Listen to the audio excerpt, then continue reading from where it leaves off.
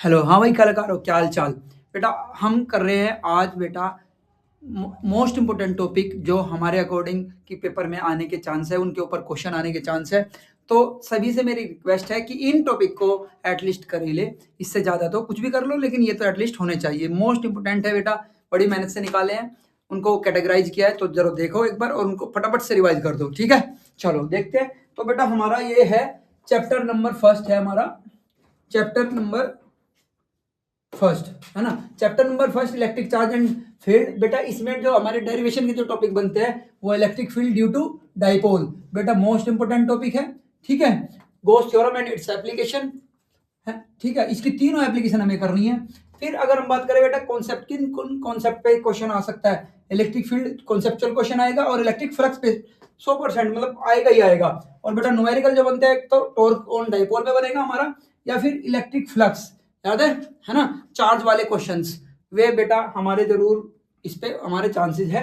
अब आती है बात सेकंड चैप्टर की। सेकंड चैप्टर में हमारे बेटा capacitor with dielectric most important है हमारा, और एनर्जी डेंसिटी। एनर्जी डेंसिटी कौन सा बेटा हमारा 1/2 ई एप्सिलॉन नॉट और ई का स्क्वायर। ठीक है, और ये रिलेशन बेटा है ना, के और जाई में रिलेशन मोस्ट इंपोर्टेंट है। छोटी सी होती है लेकिन इंपोर्टेंट है हमारे लिए। फिर इलेक्ट्रिक पोटेंशियल में इसी में बेटा हमारा कॉन्सेप्चुअल क्वेश्चन किन पर बनेंगे? इफेक्ट ऑफ डाइलेक्ट्रिक स्लैब की कैपेसिटेंस घट जाता है या बढ़ जाता है ना, याद आया। और इक्वी पोटेंशियल सरफेस बेटा कॉन्सेप्चुअल क्वेश्चन बनने के फुल चांस है। और इलेक्ट्रोस्टैटिक शील्डिंग क्या होती है, इस पे भी क्वेश्चन बनने के चांसेस है हमारे। फिर बेटा न्यूमेरिकल की अगर बात करते हैं हम, potential energy of the system, बहुत सिस्टम ऑफ चार्ज, यानी चार्ज को इकट्ठा करना है या तोड़ना है, दूर ले जाना है, वो वाला याद आ गया सबको? Yes, very good. तो उस पर बेटा फुल चांस है, एनसीईआरटी से क्वेश्चन बनता है इसमें। और बेटा स्पेशल कॉम्बिनेशन ऑफ हमारे कैपेसिटर, इस पे भी ठीक है, जैसे कि व्हीटस्टोन ब्रिज वाला कॉन्सेप्ट आ जाता है हमारा। चलो अब नेक्स्ट देखो फटाफट से। तो बेटा अब आया करंट इलेक्ट्रिसिटी। करंट इलेक्ट्रिसिटी पे हमारा जो डेरिवेशन वाले टॉपिक है, Ohm's law in vector form, बेटा ध्यान रखना, आया प्री बोर्ड में भी और चांसेस फुल है हमारे। फिर वेलोसिटी रिलेशन, ड्रिफ्ट वेलोसिटी बेटा, drift velocity relation with current है ना। ठीक है, ड्रिफ्ट वेलोसिटी की जो रिलेशन होती है NEAIVD है ना, I=NEAVD, यस बिल्कुल। और व्हीटस्टोन ब्रिज पे डेरिवेशन यानी उसकी बैलेंसिंग कंडीशन। ओके, फटाफट से कर लो। फिर आया हमारा इसमें बेटा कि कॉन्सेप्चुअल क्वेश्चन किस पे बनते हैं कि effect of temperature on resistivity, conductance, resistance, relaxation time. Relaxation time घटता है कि बढ़ता है, याद करो। मोबिलिटी ऑफ कंडक्टर और इंटरनल रेजिस्टेंस, बेटा एक हमारा कॉन्सेप्चुअल क्वेश्चन बनते हैं। फिर किरचॉफ लॉ पे न्यूमेरिकल इस चैप्टर से, और बेटा इंटरनल रेजिस्टेंस EMF वाला। ठीक है, तो लास्ट वाला टॉपिक हमारा इंपॉर्टेंट है बहुत ज्यादा, इस पे ये भी बहुत स्टार मार्क कर लो। फिर moving charge and magnetic effect, moving इस पे बेटा हमारा बायोसेवर्ट्स लॉ और इसकी एप्लीकेशन। और एप्लीकेशन कौन सी? सर्कुलर लूप वाली ज्यादा इंपॉर्टेंट है हमारी, तो ACL और इसकी एप्लीकेशन। और इसमें बेटा हमारा बेटा सोलेनोइड और इनफाइनाइट। और बेटा इसमें एक NCERT का एग्जांपल है, याद रखना मोस्ट इंपोर्टेंट है एग्जांपल। इसमें एक वायर है, उसके अंदर बताना है और एक बाहर बताना है। एग्जांपल NCERT से है ना। चलो फिर फोर्स बिटवीन, बेटा ये लास्ट ईयर आया था, तो चांसेस तो बहुत ज्यादा इंपॉर्टेंट है, इसके बहुत ज्यादा है, और इस बार भी चांसेस है हमारे इसके ऊपर डेरिवेशन का। फिर कॉन्सेप्चुअल क्वेश्चन बेटा किन पे बनता है? रेडियल मैग्नेटिक फील्ड कहाँ पे यूज होता है? गैल्वेनोमीटर में, याद करो। फिर लॉरेंट्ज मैग्नेटिक फोर्स है ना, FLHR, left Fleming left hand rule, बेटा इस पे हमारा क्या बनता है? एक कॉन्सेप्चुअल क्वेश्चन बनता है।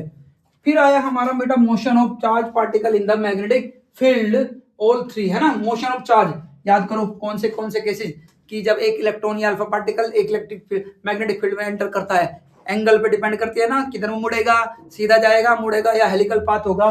ठीक है वो। और बेटा ये तो महारथी एकदम मोस्ट इंपोर्टेंट है, कौन सा? Conversion of galvanometer into ammeter and voltmeter. और इसके साथ साथ सेंसिटिविटी वाला भी कर लेना। कौन सा? सेंसिटिव वाला, सेंसिटिविटी। ठीक है, अब करते हैं नेक्स्ट। हाँ, तो अब बेटा नेक्स्ट चैप्टर बेटा कौन सा है? मैग्नेटिज्म एंड मैटर हमारा। हाँ, तो इसमें बेटा जो हमारा डेरिवेशन है हमारा, तो मैग्नेटिक फील्ड इंटेंसिटी एक ही डेरिवेशन बनता है। जो इंपॉर्टेंट है बेटा, मोस्ट इंपॉर्टेंट है हमारा ये वाला, relation between susceptibility and relative permeability. Most important है बेटा, क्योंकि इसी से डिसाइड होता है कि हमारे जो मेटेरियल है वो कौन सा है, पैरा है, डाया है ना। याद करो डिफरेंस जब लिखते हैं, कॉन्सेप्चुअल बेटा हमारा इसमें से क्या बनता है, मैग्नेटिक फील्ड लाइन पे कॉन्सेप्चुअल क्वेश्चन बन सकता है, और दूसरा एक डिफरेंस वाला क्वेश्चन हमारा, यानी उनकी प्रॉपर्टी विद एग्जाम्पल। एग्जाम्पल जरूर कर लेना, ठीक है, एग्जाम्पल भी हमें करने हैं हर एक के, 3 डाया के 3 फेरो के 3 पैरा के, ठीक है। चलो नेक्स्ट चैप्टर ईएमआई, सबका फेवरेट चैप्टर है ये तो, है ना। चलो इसमें बेटा सबसे पहले हमारा फैराडे लॉ, बिल्कुल सही है, फैराडे लॉ हमें करना है ना। कॉन्सेप्चुअल क्वेश्चन भी बनता है इस पे, डेरिवेशन भी की, write down the simple question. फिर बेटा एल और एम यानी सेल्फ इंडक्टेंस और म्यूचुअल इंडक्टेंस का डेरिवेशन सबको करना है, ये स्टार मार्क कर दे रहा हूं मैं, इंपोर्टेंट बहुत ज्यादा है। और बेटा इंड्यूस जनरेटर का आउटपुट, ठीक है, कौन सा, बिल्कुल सही बात है, E इजिकल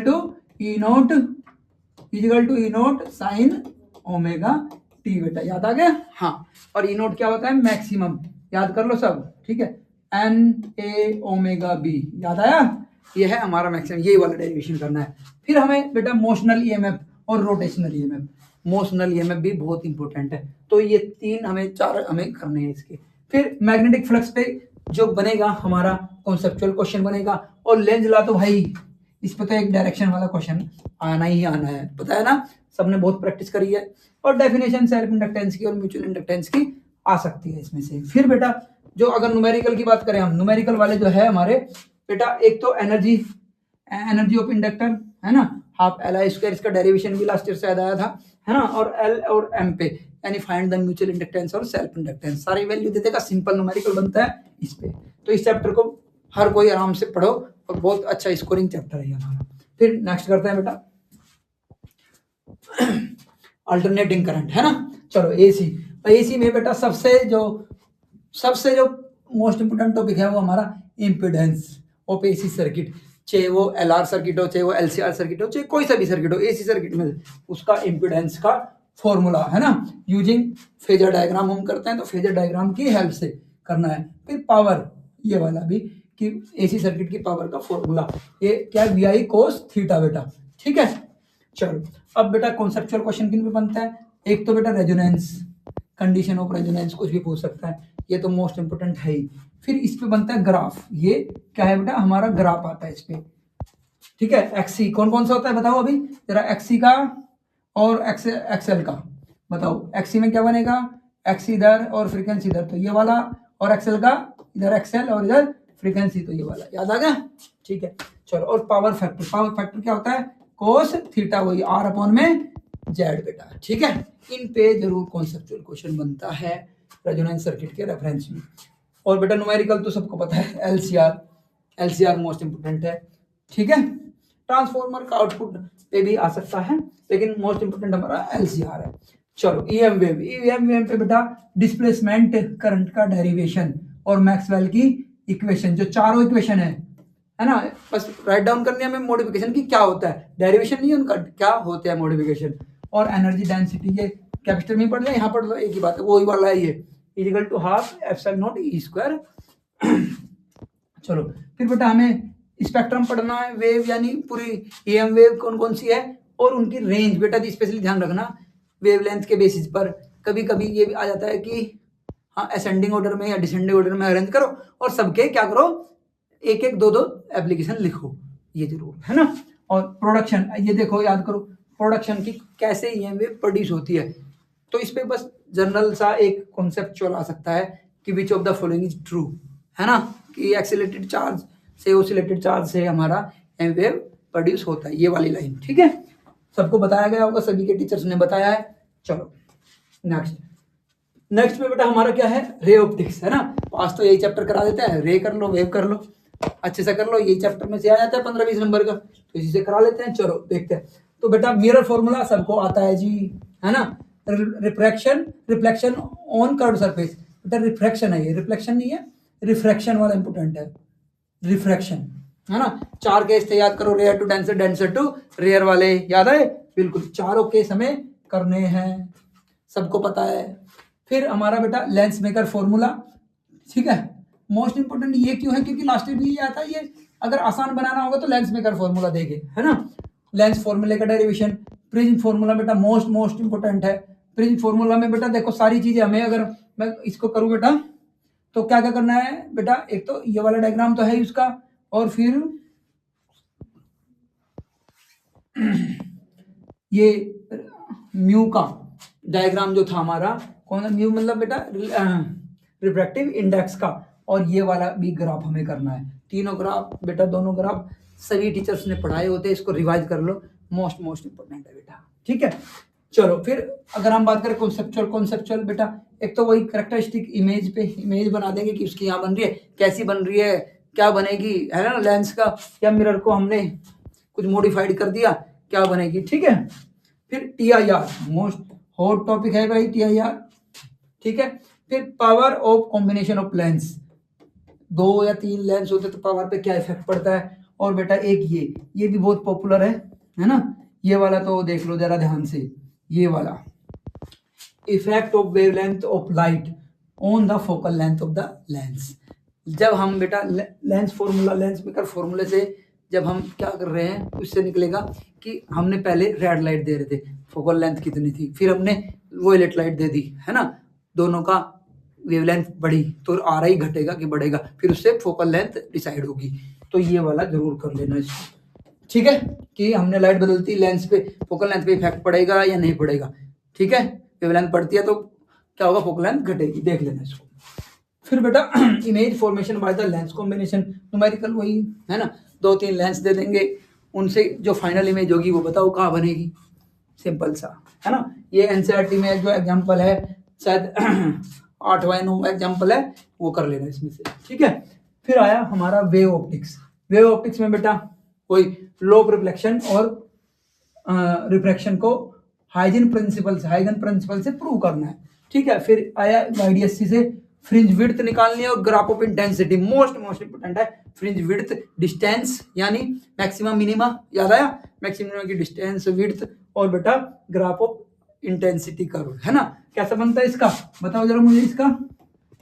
हाँ, कांस्टेंट रहती है ना, कांस्टेंट रहती है बेटा, है ना, ये वाला कांस्टेंट रहती है, ठीक है। और बेटा डिफ्रैक्शन में भी सेम वही, फ्रिंज विड्थ और location of position of maximum minima, और बेटा ग्राफ। इसमें ग्राफ कैसे बनता है, इसमें ग्राफ बेटा हमारा बनता है, इसमें कैसे ग्राफ बनता है, वही मैक्सिमा, सेंट्रल मैक्सिमा, फिर घटता जाता है दोनों तरफ, याद करो, यस बिल्कुल सही। इसमें कांस्टेंट, इसमें घटता जाता है, डिफ्रैक्शन में आता है। चलो फिर बेटा अगर हम बात करें कॉन्सेप्चुअल, वो इंटरफेरेंस की 2 लाइट है, I1 I2 इंटेंसिटी की, मैक्सिमा की लाइट कितनी होगी, मिनिमा की लाइट इंटेंसिटी कितनी होगी, उन पे बेसिक बनेगा। कोरेंट सोर्स पे भी, है ना, और वेव फ्रंट, ये भी वेव फ्रंट बेटा इंपॉर्टेंट है हमारा, ठीक है, इंपॉर्टेंट है हमारा वेव फ्रंट बेटा। फिर आया हमारा न्यूमेरिकल बेटा, वही इंटरफेरेंस पे कि इंटेंसिटी ऑफ मैक्सिमा और मिनिमा निकालो, फ्रिंज की जो फ्रिंज बनती है उनकी मिनिमा और मैक्सिमा इंटेंसिटी रेशो, याद करो रेशो, है ना। अगर हम डी घटा दे बढ़ा दे तो क्या फर्क पड़ेगा, सब कुछ वही वाले, है ना। एम्पलीट्यूड इतना है एक का A1 एक का A2, तो इंटेंसिटी और रेशो ऑफ मैक्सिमम और मिनिमम का क्या होगा रेशो, ठीक है। चलो नेक्स्ट, हाँ बेटा डुअल नेचर, है ना। डुअल नेचर पे तो भाई आइंस्टीन साहब का ही कब्जा रहता है, तो आइंस्टीन की क्वेश्चंस है जो उसका डेरिवेशन इसमें बेटा पक्के से एकदम अच्छे से रिवीजन कर लेना। और कॉन्सेप्चुअल क्वेश्चन बेटा जो हमने एक्सपेरिमेंट करा होता, ऑब्जर्वेशन, हर्ट्ज ने और लेनार्ड साहब ने जो एक्सपेरिमेंट करा था, उसकी जो ऑब्जर्वेशन थी, यानी 4 ग्राफ थे, याद करो, है ना, वही एक ग्राफ तो आने आना है बेटा। फिर न्यूमेरिकल बेटा वही आइंस्टीन की इक्वेशन पे आता है या फिर हमारा डी ब्रोगली वेवलेंथ पे आ जाता है इसमें से, ठीक है। फिर एटम में बेटा, एटम में हमें क्या करना है, कॉन्सेप्चुअल क्वेश्चन के लिए बोर पोस्टुलेट्स पढ़ लेने हमें हाइड्रोजन एटम के। दूसरा न्यूमेरिकल बेटा एनर्जी लेवल डायग्राम, एमसीक्यू इसमें से बनता है ना। तो एनर्जी लेवल डायग्राम याद करो, है ना, N1 N2 N3, तो एक यहाँ से इलेक्ट्रॉन जो N1 से N2 में गया या N2 से N3 में आया, ठीक है ना, तो क्या होगा, है ना, एनर्जी वेवलेंथ निकलेगी, रेडिएशन निकलेगी, तो किस वेवलेंथ की होगी, सबने करे हैं बेटा। ABC को पहचानो, एक N3 से N1 में आया, एक N4 से N1 में आया, ठीक है ना। तो ये वाला क्वेश्चन जो करा होता है वो वाला लाइन स्पेक्ट्रम वाला और एनर्जी लेवल वाला। फिर बेटा आया हमारा न्यूक्लियाई में बेटा एक छोटा सा डेरिवेशन है न्यूक्लियर डेंसिटी का, है ना, कि ये जो न्यूक्लियर डेंसिटी होती है वो फिक्स होती है, कांस्टेंट होती है, प्रूव दैट, तो वो वाला हमें प्रूव कर देना है। फिर हमारा बेटा इसमें से जो कॉन्सेप्चुअल क्वेश्चन बनते हैं, न्यूक्लियर फ्यूजन फिजन दोनों का डिफरेंस पढ़ लेना है, उसमें से ही हमारा बन जाएगा। फिर बाइंडिंग एनर्जी पर न्यूक्लियॉन्स एंड इट्स सिग्निफिकेंस, इसके क्या जो कर्व बनाया हमने उसके क्या सिग्निफिकेंस थे। तो कर्व बनाना सीखना है पूरा। कर्व कौन सा बताओ, कौन सा वाला कर्व, देखो यहाँ पे कर्व ये वाला बेटा, ये वाला याद आया है ना। तो हाईएस्ट किसकी होती है, आयरन की होती है, ये सारे यूरेनियम इधर होता है, याद आ गया, यस ये वाला। और इसके सिग्निफिकेंस यानी इसी से पता चला था ना फ्यूजन और फिजन का, यस ये सिग्निफिकेंस हमारे इसके। और नेचर ऑफ न्यूक्लियर फोर्स, जो न्यूक्लियर फोर्स होता है न्यूक्लियंस का वो रिपल्सिव होता है, अट्रैक्टिव होता है, ग्राफ बनाना है उसका। और potential energy of the nucleons graph बेटा, ठीक है, रिपल्सिव और अट्रैक्टिव वाला। चलो फिर बेटा जो न्यूमेरिकल है बेटा हमारा न्यूक्लियर, वही कि nuclear binding energy and mass defect, defect बोलते हैं बेटा, है ना, मास डिफेक्ट बेटा, nuclear binding energy and mass defect, ठीक है। अच्छा तो डेल एम निकालना है बेटा, मैं बता दूं इसका, डेल एम निकालना होता है यानी मास, है ना। और इससे क्या करते हैं फिर is equal to del m c square, okay. और बेटा वही एक अगर मैं बात करूं ठीक है, इस चीज में हमें जो ध्यान रखना होता है कि वो बेटा जूल में पूछी है या इलेक्ट्रॉन वोल्ट में, वहां पे कन्फ्यूजन होता है, इसलिए ध्यान रख लेना, ठीक है, कि जूल में पूछी है, इलेक्ट्रॉन में तो हमें उसी के अकॉर्डिंग कन्वर्ट करना है, ओके। फिर आया बेटा हमारा numerical power release during the fusion and fission, बेटा वो एक इक्वेशन दे देते हैं इस तरह की देखो, और उससे एनर्जी हमारी कुछ निकल रही है और वो अमाउंट दे देंगे कि हमारे पास इतना 100 ग्राम ड्यूटेरियम है। एनसीईआरटी का बेटा एक्सरसाइज का क्वेश्चन है ये, इसको कर लेना। और ये आता है और 100% आता है, पिछली बार भी आया था ये तो क्या था इसमें कि एनर्जी इतनी निकल रही है हमारी, उसने कहा था कि 100 या 200 ग्राम हमारे पास टोटल अमाउंट मैटर है ये, तो टोटल एनर्जी जो निकलेगी उससे 10 वाट की जो बल्ब है वो कितनी देर तक बेटा ग्लो करेगा, ये पूछा गया था, ठीक है। तो पहले पावर निकाल लेंगे टोटल, ठीक है, फिर इस पावर को डिवाइड कर देंगे तो हमें क्या जाएगा टाइम, टोटल एनर्जी। टाइम कैसे निकालेंगे इसमें बेटा, टोटल एनर्जी निकाल लेंगे और डिवाइड बाय पावर कर देंगे तो टाइम आ जाएगा ना हमारा, इसी से करेगा, ठीक है। बहुत इंपॉर्टेंट क्वेश्चन है। फिर आया हमारा सेमीकंडक्टर, ये तो सब खुश होकर पढ़ते ही है, एनर्जी बैंड डायग्राम पढ़ने हैं भाई सबके, है ना। एक तो एनर्जी बैंड डायग्राम आने ही आना है ना। वो किसी के बीच का हो सकता है, ये हो सकता है, ये हो सकता है, या ये हो सकता है, एन और पी टाइप में कुछ भी हो सकता है, एक तो आने ही आना है। फिर पीएन जंक्शन भाई, पीएन जंक्शन में बेटा सारी चीज पढ़नी है हमें, थ्योरेटिकल कॉन्सेप्चुअल क्वेश्चन भी बनता है, जैसे कि डिप्लीशन रीजन फॉर्मेशन हो, है ना। फिर रिवर्स बाइसिंग और फॉरवर्ड बाइसिंग, फिर उनकी कैरेक्टरिस्टिक पढ़नी है। फिर वेरिएबल रेजिस्टेंस यानी डायनेमिक रेजिस्टेंस का क्या रोल होता है, वेरिएबल पोटेंशियल कब बनता है, ठीक है, रोल ऑफ ये पढ़ लेंगे हम। फिर बेटा इसमें role of capacitor in rectifier, बेटा ये हमारा रेक्टिफायर का टॉपिक है यहाँ पे, ठीक है। अच्छा फिर नी voltage and reverse breakdown voltage क्या होते हैं, ये है। और रेक्टिफायर बेटा, रेक्टिफायर का में क्या क्या पढ़ना है, सर्किट डायग्राम, फिर input and output wave form दोनों की फ्रीक्वेंसी कंपैरिजन, यानी इसमें एक छोटा सा न्यूमेरिकल मैंने कई बार देखा है बेटा कि जो हाफ वेव और फुल वेव रेक्टिफायर है, इनपुट की फ्रीक्वेंसी के कैसे रिलेशन होती है। तो हाफ वेव में बेटा, हाफ वेव की अगर हम बात करें, हाफ वेव में जो फ्रीक्वेंसी होती है इसकी आउटपुट फ्रीक्वेंसी वो बराबर होती है इनपुट फ्रीक्वेंसी के। और फुल वेव में बेटा इस पे आता है क्वेश्चन बहुत ज्यादा, इसमें क्या है जो आउटपुट फ्रीक्वेंसी है वो बेटा हमारी 2 गुना होती है इनपुट फ्रीक्वेंसी के, ये रिलेशन है, ठीक है। ये पूछते हैं जनरली हमारा, ये फ्रीक्वेंसी कंपैरिजन हो गया। और फिर इसमें ये बेटा रोल ऑफ कैपेसिटर, इसका टॉपिक था वो हमारा, role of capacitor in rectifier. Rectifier का क्या रोल है बेटा, याद करो, रिपल को कम करने में, यानी जो हमें रेक्टिफायर का जो आउटपुट मिलता था वो क्या था, वेरिएबल डीसी था। अब उसको हमें स्मूथ डीसी में कन्वर्ट करना है तो हम बेटा रेक्टिफायर और कैपेसिटर का यूज करते हैं, फिल्टर बना के उसको, फिर स्ट्रेट डीसी हमें मिल जाती है, स्मूथ डीसी हमें मिल जाती है। तो फटाफट से बेटा ये क्वेश्चन रिवाइज कर लो, है ना, टॉपिक रिवाइज कर लो, अभी हमारे पास टाइम है, और फिर अच्छे से कल बढ़िया से एकदम पेपर दे के आओ सब। All the best.